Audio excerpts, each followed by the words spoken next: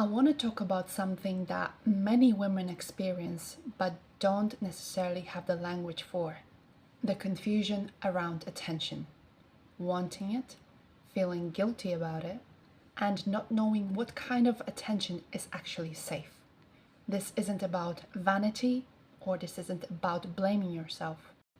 It is about understanding how early experiences with attention can shape trauma bonds later in life. Now, many women were noticed before they were protected. Attention came early, from adults, from men, from environments where no one explained what was happening and how to interpret it. So, the nervous system learned two things at the same time. Attention means I'm meta, but also attention means something I should be ashamed of. And this creates a split. A part of you learns to seek attention because it brings connection. Another part learns to feel guilty about wanting it. Now, this contradiction isn't a personal failure, it is conditioning. There is an important distinction that many women are not taught early in life. Being seen is not the same as being objectified.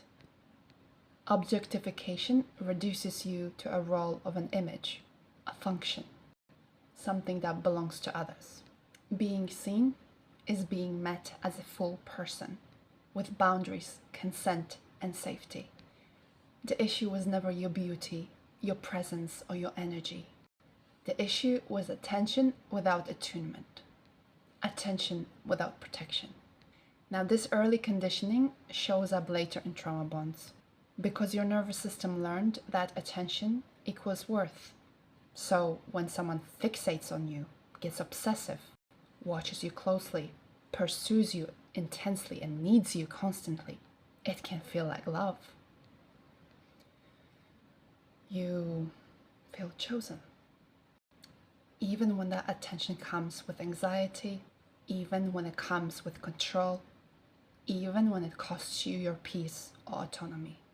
And this is how fixation gets confused with intimacy, and why the withdrawal of attention can feel devastating, not just emotionally, but even existentially. The body doesn't hear the truth that this person simply pulled away. It hears, my worth disappeared. Another part of this is tolerating disrespect, not because you don't recognize it logically, but because attention has become regulating to your nervous system. Being noticed calms the body. So even with when attention comes with criticism, instability, or emotional harm, your system holds on. Because something, even breadcrumbs, feels better than nothing. This isn't a character flaw. This is survival adaptation. Here's something important to name clearly.